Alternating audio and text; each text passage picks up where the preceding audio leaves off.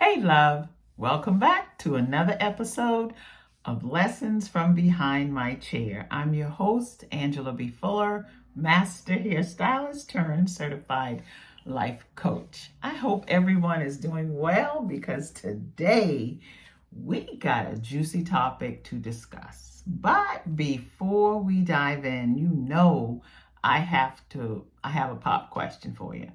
And my pop question for today is how many of you struggle with breaking traditions and holiday traditions in particular, and especially when it comes to Christmas tradition?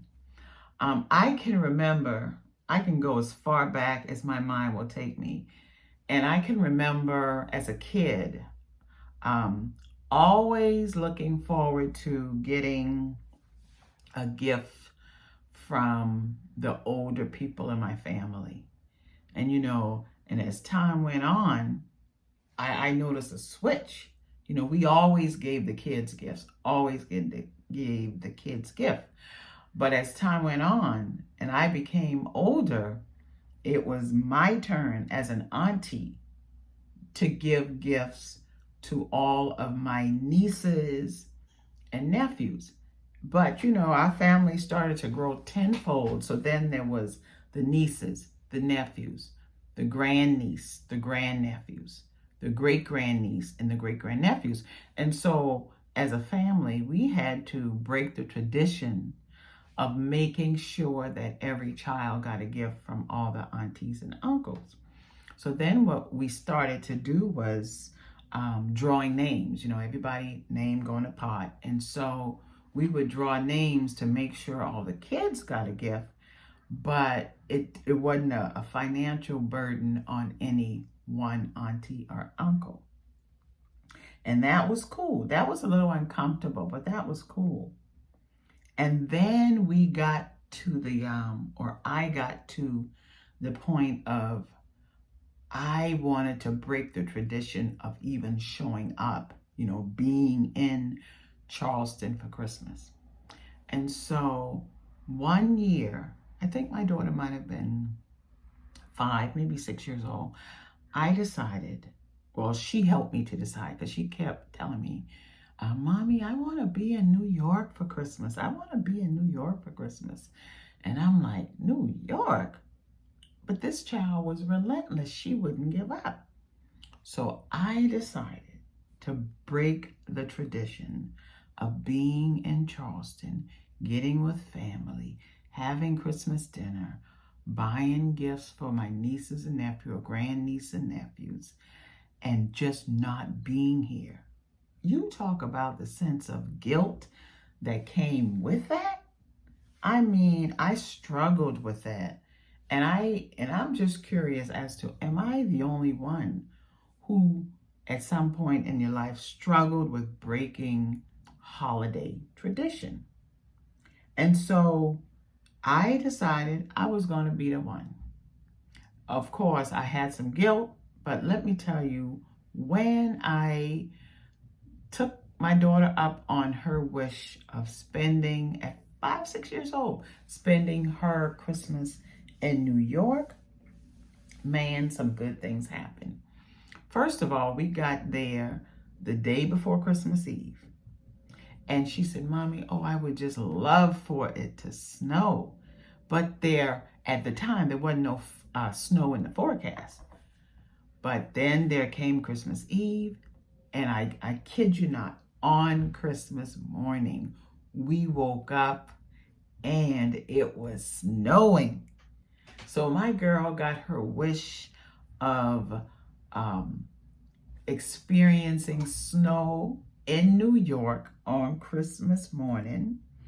We also got an opportunity to ride the subway, which I had never ridden before, and nor did she. And that by itself was an adventure. And then something else happened.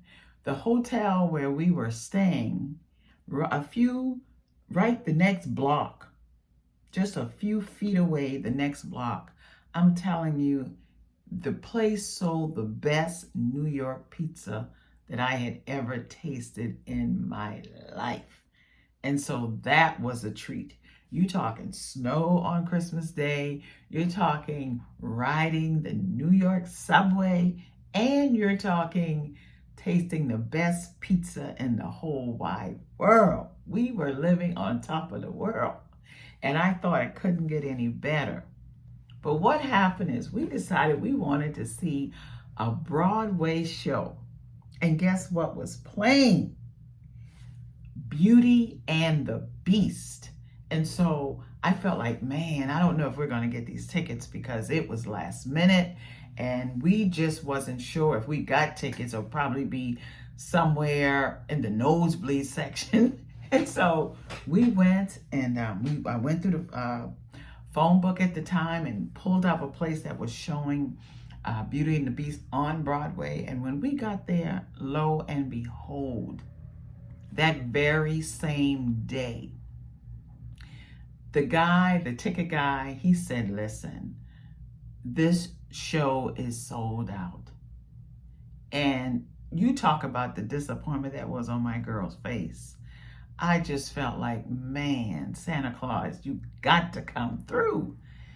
And he said, the show is sold out except for 2 tickets in the orchestra section middle, right in smack dab in the middle of the orchestra section. My girl and I got 2 tickets. Can you believe that? So the moral of this story is, yeah, sometimes uncomfortable to break tradition. But when you break tradition, you have got to know that, or got to believe that when you step out and you're going to develop the courage, because it does take courage, to break a family holiday tradition, you best believe there's something fantastic for you on the other side, because that's sure enough what we experienced. And so what that taught me is that it's okay to follow your heart. It's okay to be a lone soldier. It's okay to say, I got my own ideas, I got my own desires. And even though I'm going against the grain, I am going to go forward with it. And I am going to trust that there's something excellent for me on the other side.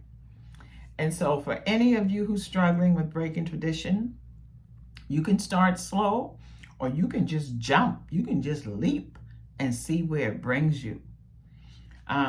I was talking to a girlfriend of mine the other day, and I was kind of asking her the same question. You know what she said? She said, there's absolutely no way I'm going to step out and say, I'm going to break any family tradition. But guess what? She ended up changing her mind.